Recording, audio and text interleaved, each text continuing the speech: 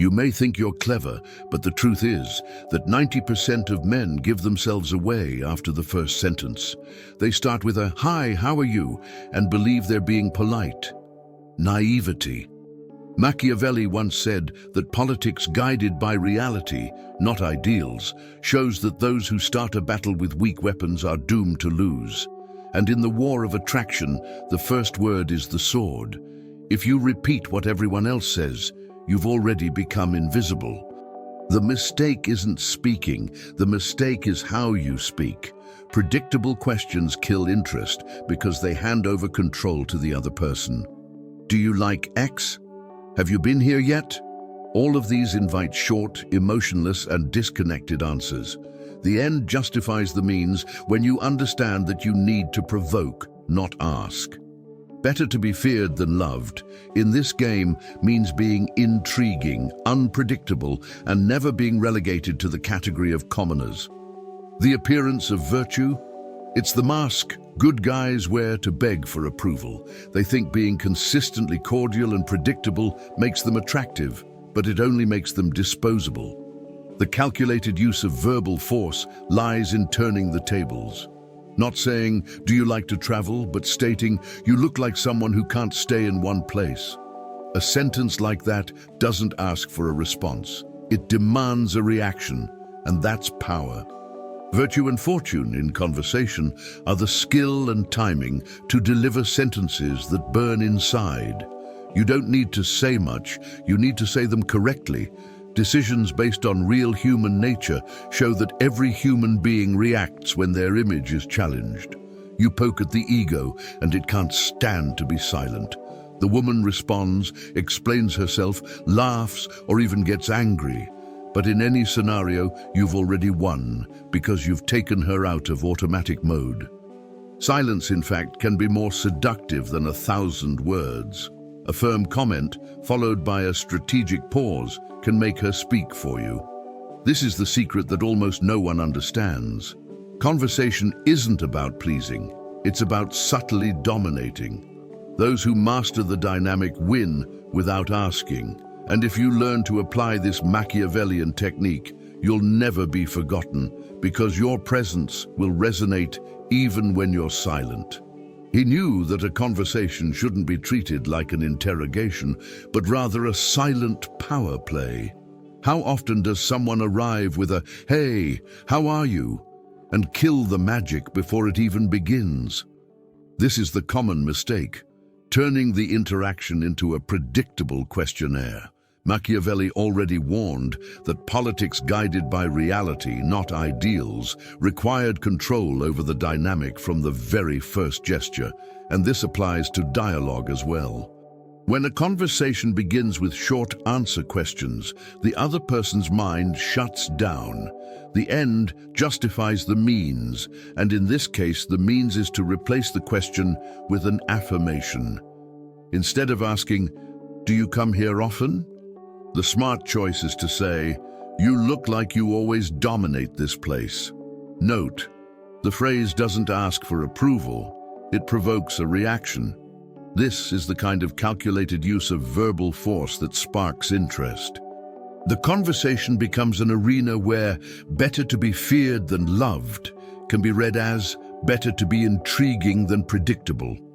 What Machiavelli would call virtu and fortuna in the field of communication can be translated as skill and luck of timing.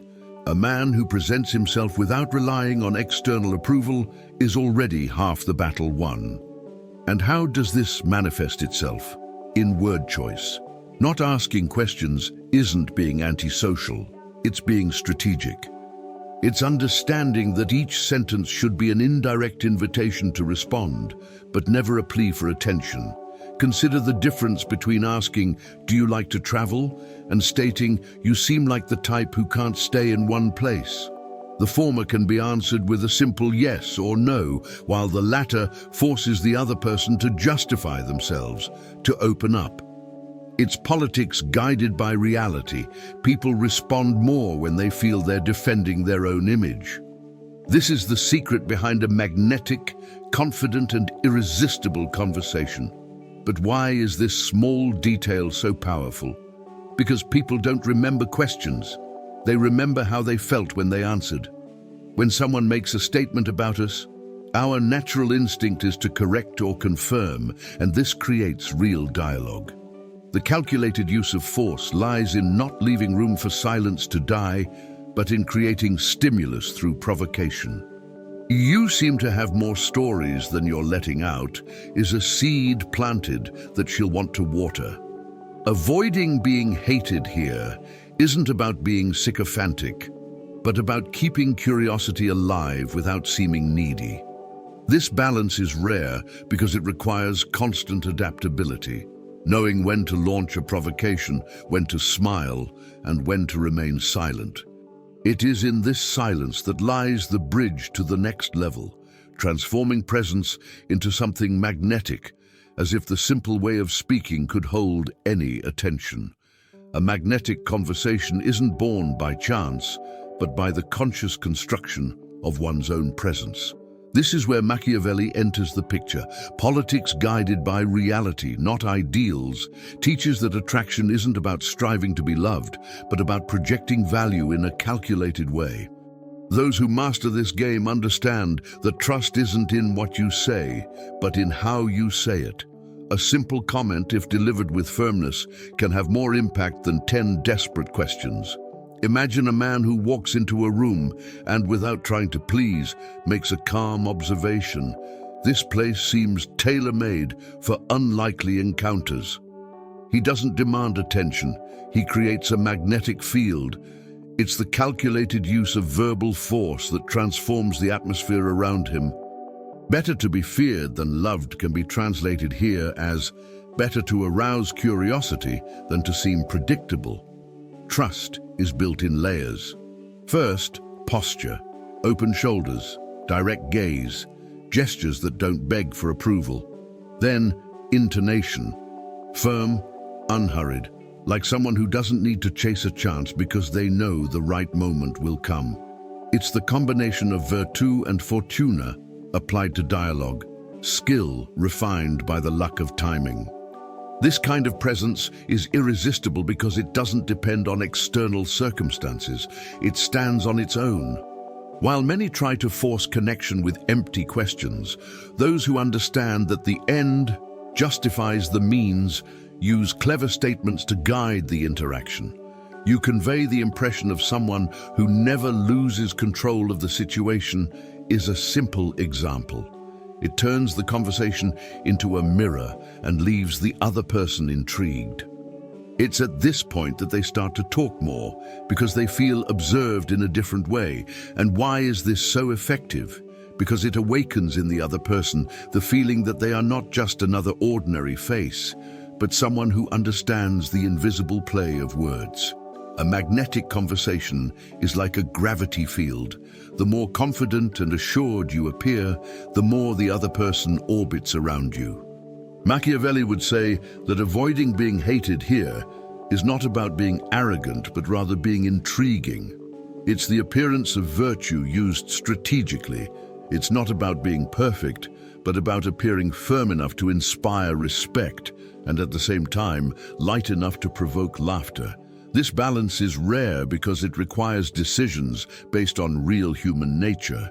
No one connects with robots with ready-made phrases, but everyone is attracted to those who communicate authenticity. And when this aura takes hold, it opens space for something even more powerful. The mindset of someone who knows their own worth and is not emotionally dependent on others. Those with value don't need to beg for attention, and this is the basis of any compelling conversation. Machiavelli once said that politics guided by reality, not ideals, requires the individual to understand the terrain they tread on and know how to play according to real human nature. And the truth is harsh. The more someone demonstrates need, the more the other loses interest. The value mentality begins when a person understands that they are not seeking approval, but in a position to offer presence. It's the end justifies the means translated into posture. It's not about pleasing to be accepted, but about maintaining one's essence and letting the other decide whether or not to follow. This is the secret of those who know that it's better to be feared than loved, not in the literal sense of fear, but in the silent respect that arises from emotional independence. What distinguishes someone with a value mindset is constant adaptability. They don't stick to conversational scripts or get flustered when the answer doesn't come out as expected. On the contrary, they even use silence to their advantage, without anxiety. It's like someone who builds their own loyal armies. Instead of relying on others' validation, they rely on their own confidence, their own principles. Consider a simple situation. At a party, while everyone is worried about impressing, the person who simply observes, says something intelligent and remains calm, conveys much more magnetism. This is the appearance of Machiavellian virtue applied to social situations, not genuine virtue, but the calculated reflex of self-sufficiency that creates curiosity. The other person feels, this person doesn't need me, but they chose to talk to me. And that's what captivates. This mental state is a form of armor against rejection, because when someone isn't emotionally dependent on another, there's no fear of losing, and where there's no fear, there's power. The calculated use of force in this case isn't aggression, but firmness in not giving in to the desire to please too much. It's like investing in solid stocks instead of gambling at the casino. The return may not be immediate, but it's certain. Those who carry this mindset don't fear the other person's silence, don't fear a short answer. They know their presence is the most valuable currency. Avoiding being hated here means not falling into cold arrogance, but maintaining a balance, valuing yourself without belittling the other. This mindset paves the way for the next step, directly applying Machiavellian techniques in conversation, subtly manipulating power dynamics. When Machiavelli spoke of the calculated use of force, he wasn't referring only to wars or kingdoms, but to any field where power was at stake, and conversation is precisely that invisible field. Those who practice politics guided by reality, not ideals, understand that conversation is a subtle struggle for attention. Therefore, not ceding control of the conversation is essential. It doesn't mean talking non-stop, but leading without losing the thread. Imagine someone who, instead of getting bogged down in justifications or empty questions, launches into a sentence like, "Funny how everyone here seems to seek approval, but you don't." This simple observation positions the other person in a prominent position, but at the same time establishes who is controlling the dynamic. Better to be feared than loved in this context. It's better to be seen as someone who controls the flow than as someone who merely reacts. Subtle manipulation isn't malice, it's strategy. It's like when a leader knows they don't need to shout to be heard, just adjust their tone and pause at the right moment. Virtue and fortune come into play, skill in handling words, and the luck of perfect timing. By applying this technique, the communicator never lets the other person know they're being led, because the appearance of virtue remains intact. They might, for example, say, "You speak like someone who's won many arguments without raising their voice." The other person will unconsciously feel the need to confirm or deny, but in either case, they'll be in on the game. Decisions based on real human nature show that everyone wants to be understood and admired, and those who understand this manipulate without appearing manipulative. This technique is even more powerful when combined with constant adaptability. Because each person reacts differently, the strategist knows when to intensify or soften. They can play with light provocations, alternate between calculated silence and incisive words, and even withdraw from the conversation for a few seconds, just to force the other person to feel their absence. This is using their own loyal armies. Their strength comes not from the need for approval, but from controlling their own communication. Avoiding being hated here means balancing, being firm without becoming overbearing, being intriguing without sounding too manipulative. This dance between strength and lightness keeps the flame of interaction alive, naturally opening space for the next step. Choosing the best strategies to open a conversation without ever seeming mundane or predictable. Opening a conversation is like starting a chess game. The first move sets the tone. And here, Machiavelli teaches that politics guided by reality, not ideals, should guide even the opening words. The most common mistake. The old generic, "Hi, how are you?" This approach is not only predictable, but it also cedes dominance to the other person without creating impact. The end justifies the means, and the right way is to begin with phrases that arouse curiosity. Observational comments act as keys. This environment seems made for people who don't like to go unnoticed, or you have the air of someone who knows the end of the party before it starts. Radiates, these are triggers that force the other person to break out of automatic mode. Better to be feared than loved. Here translates into being better remembered for boldness than forgotten for neutrality. Virtue and fortune manifest in the ability to observe and adapt your opening to the context. If you're at a gym, you might say something like, "It's funny how everyone here seems to compete in silence, but you don't seem to care." At a party, something light and provocative. You have the look of someone who's seen this all before and still came back. These phrases aren't questions, but subtle provocations that elicit either defense or confirmation, both of which generate dialogue. This is the calculated use of force applied to communication. It's not about saying something perfect, but about choosing something that breaks the mold. Decisions based on real human nature show that people love to talk about themselves, but rarely find someone who knows how to provoke them elegantly. This is the secret to openings that truly work. Opening strategies also require constant adaptability. What works on social media may not work in real life. Online, a sharp comment on what she's posted makes an immediate impact. Only someone who feels very confident would post that.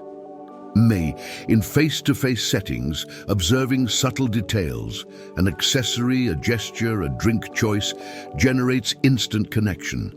This is the modern equivalent of having your own loyal armies, mastering verbal resources that don't rely on cliched phrases or desperate attempts at approval. Avoiding being hated, in this case, means not sounding invasive or overly aggressive, but keeping the tone light and intriguing. And when this opening works, it doesn't just start a conversation.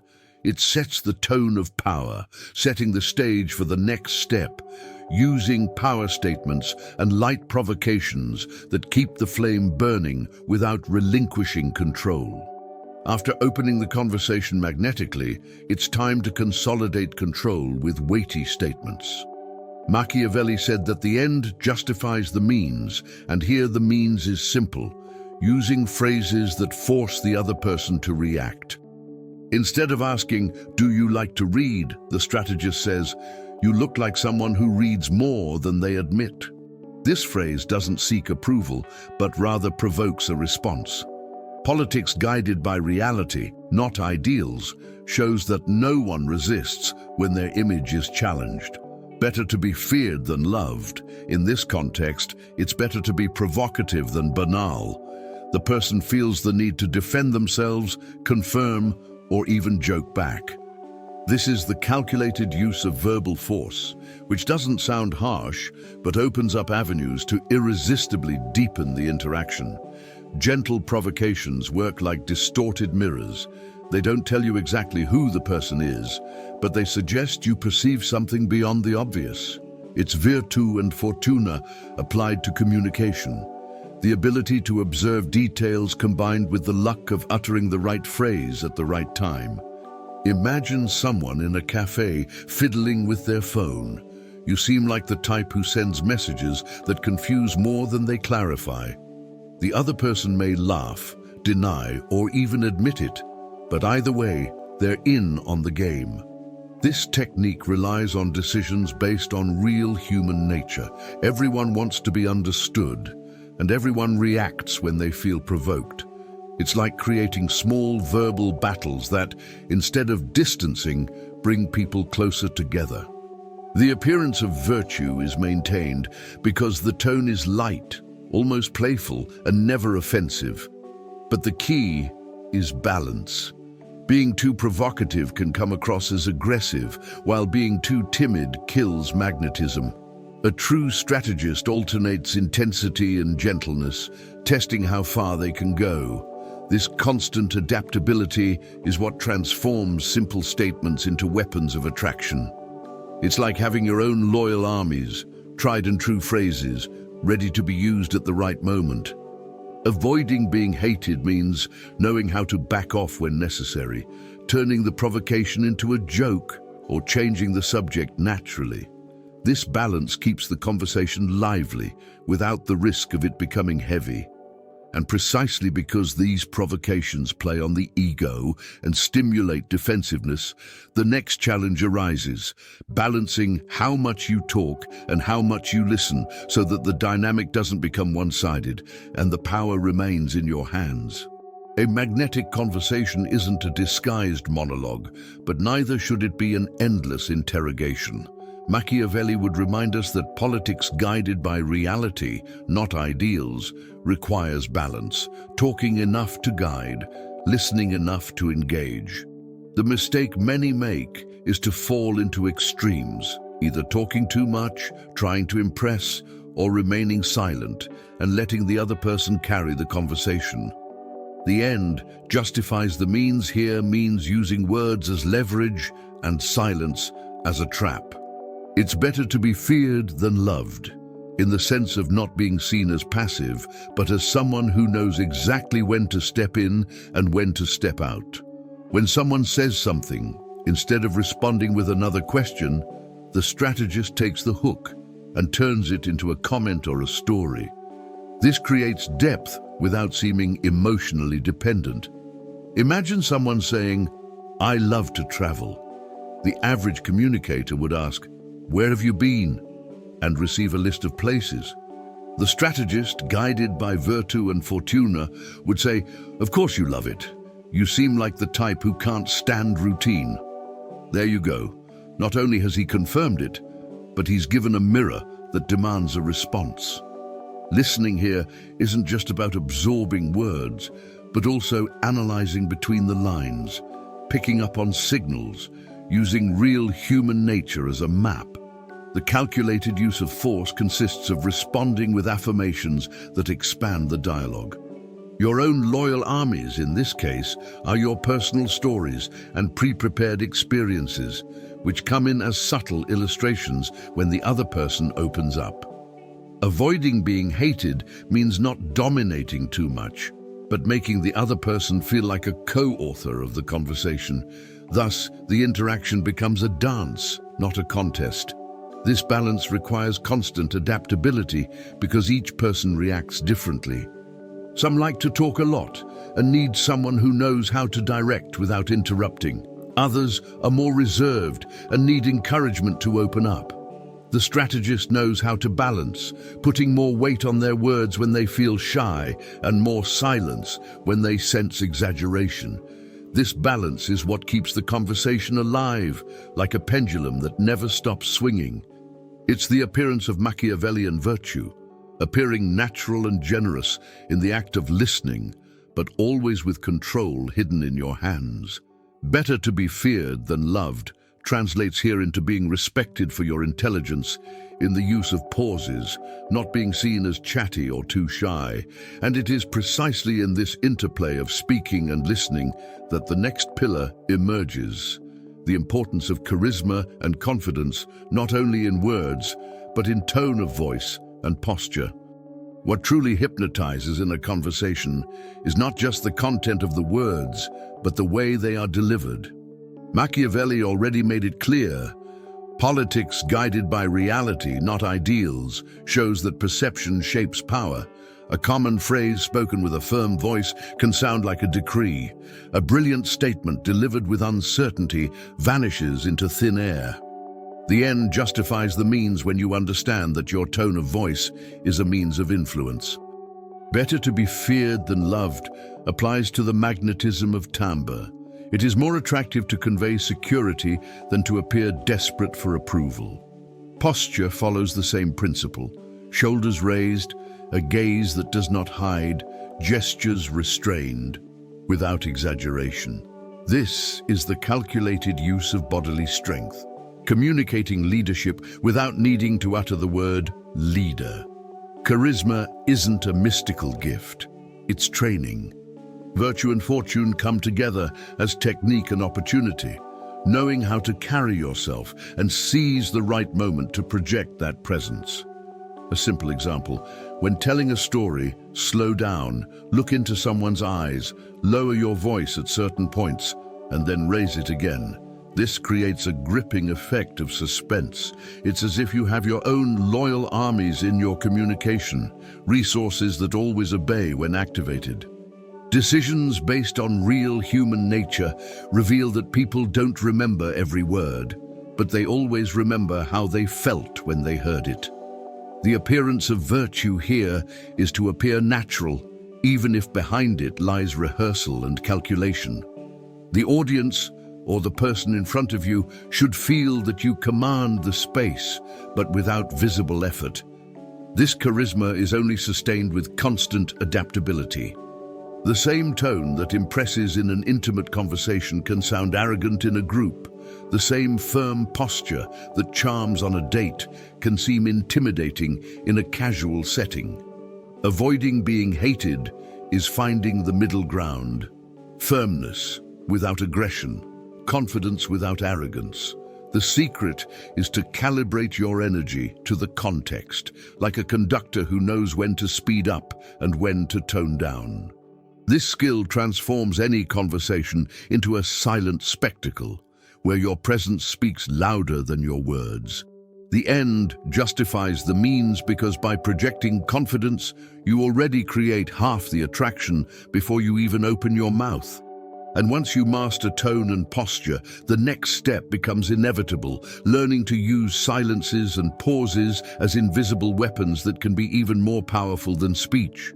Few understand the power of silence in a conversation, but Machiavelli already showed that politics guided by reality, not ideals, relies on the calculated use of force, and silence is one of the sharpest weapons.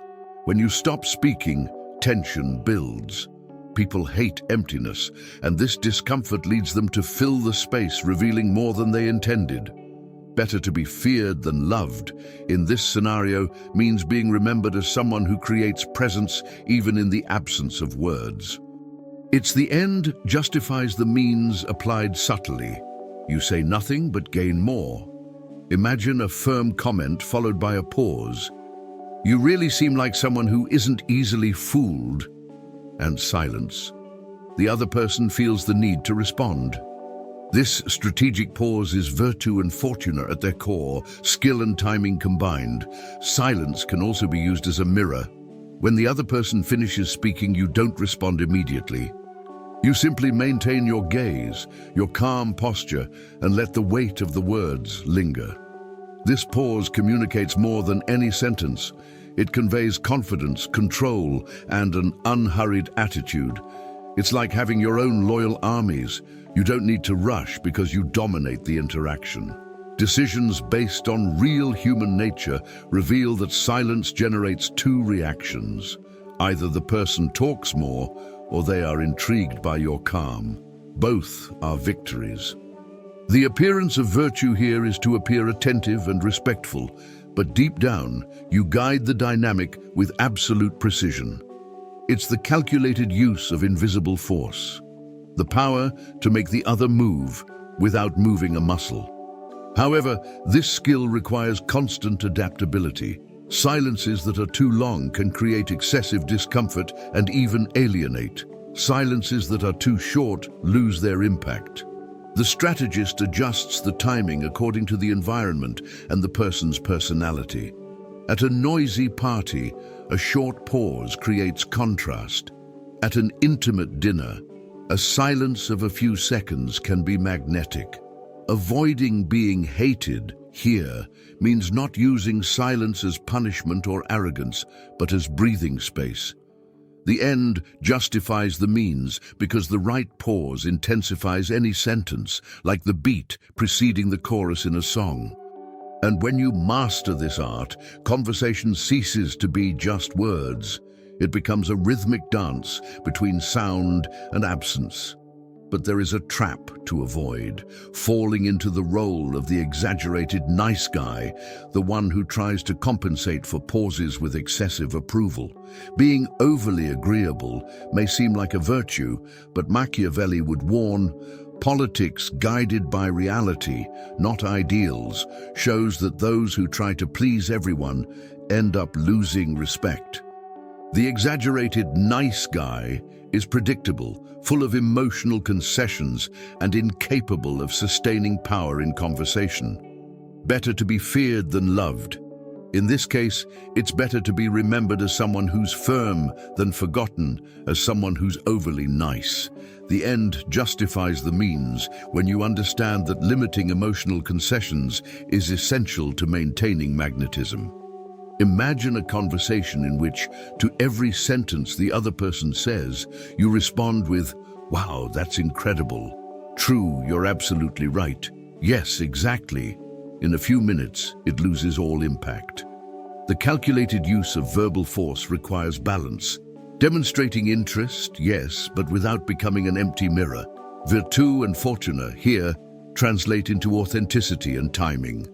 True virtue in conversation isn't agreeing with everything, but having the courage to offer one's own perspective, even if in a light or provocative tone. The appearance of Machiavellian virtue isn't being nice, but appearing upright and confident, even if strategically calculated. For example, if someone says, "I hate it when people are too direct," the strategist might smile and respond, "Funny, I think sincerity saves time. Maybe you're just not ready for it." This kind of response isn't pleasing, but it is intriguing. Decisions based on real human nature show that no one respects what is too easily won. Avoiding being hated doesn't mean eliminating provocations, but using clever statements so the conversation has impact without seeming aggressive. The exaggerated good guy role also creates emotional dependence. It's like building sandcastles. A wave of indifference is all it takes for everything to crumble. But those who wield their own loyal armies, that is, their self-sufficiency and steadfastness, maintain their presence even in the face of rejection. This is the true calculated use of force. Not bending to gain cheap sympathy, but remaining stable and therefore desired. Constant adaptability comes into play when you realize how far you can challenge without crossing the line into arrogance. It's a game of contrasts, being firm one moment and softer the next, always maintaining your position of value. The end justifies the means because, by not selling yourself short, you elevate your image.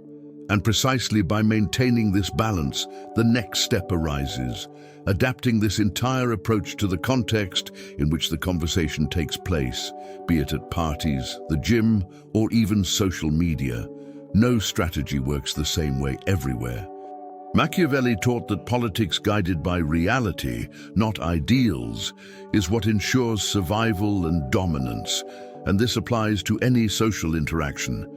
The end justifies the means when you realize that, at a party, the opening needs to be lighter and more fun.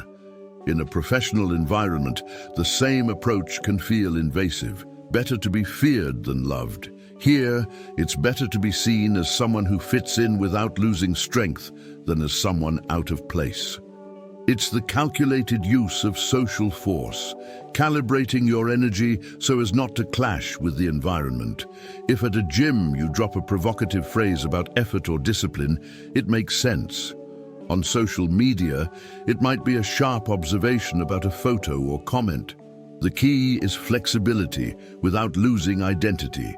Virtue and fortune at this point mean skill and contextual timing. The strategist observes the music, the rhythm of the place, the behavior of the people, and adapts their speech. At a club, they might say something like, "You seem to be dancing for yourself, not for others." At a coffee shop, something like, "This place looks like a movie set, and you look like part of the cast."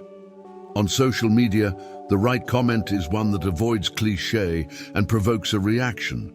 Only someone who truly understands would post this without fear.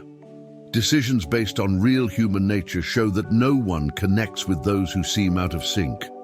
It's the appearance of Machiavellian virtue applied to everyday life, appearing natural in the environment, but with hidden strategic intentions. Avoiding being hated is not about forcing presence, but about shaping the impact to the atmosphere. Constant adaptability is key. Those who wield their own loyal armies in the field of communication, that is, a repertoire of phrases, postures, and even silences, never run out of weapons. They simply change ammunition. The same phrase that sounds intriguing at a party might sound arrogant at an intimate dinner, and those who know how to play the game adjust their tone on the fly. The end justifies the means because, by adapting without losing essence, you create connection in any setting. Better to be feared than loved manifests as immediate respect. People realize you're not a repeater of phrases, but a strategist who understands the game. This is the final point of the mechanism. All the techniques align to transform any conversation into a stage of power. And from here on, the script is already complete. From the first glance to the final adaptation to the context. Did you notice? It's not about trivial questions, it's not about trying to please, and much less about begging for attention. It's about power. Machiavelli already showed that politics guided by reality, not ideals, reveals a simple principle. Whoever controls the conversation controls perception. The end justifies the means when you understand that even a strategic pause can be worth more than 1,000 words. Better to be feared than loved here means better to be remembered for boldness than forgotten for predictability. Now the question is straightforward. Will you continue repeating the common man's script, or will you apply this technique and transform every conversation into your own territory? Will you remain the invisible good guy, or will you learn to use affirmations, silences, and provocations as weapons of seduction and respect? Virtue and fortune aren't luck. They're preparation and attitude. Only those who act differently achieve different results. So tell me, are you ready to abandon the comfort of predictable phrases? Are you ready to experience the impact of speaking little, but speaking with power? Because the game of attraction has never been about quantity of words, but about intensity of presence. If you understand this, you've already taken a step few dare to take.